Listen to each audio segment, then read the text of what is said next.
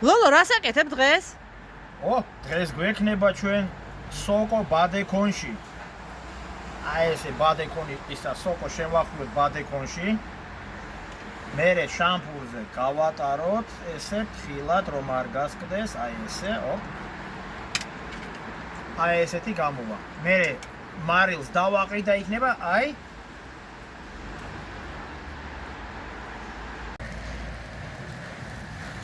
სოკო უკვე მზად არის. აი თავისუფლად მოძრაობს.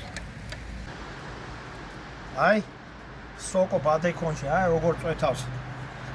წვენი, ცხიმი. უბრალოდ დასამარილებელია. ოდნავ და გავსინჯოთ.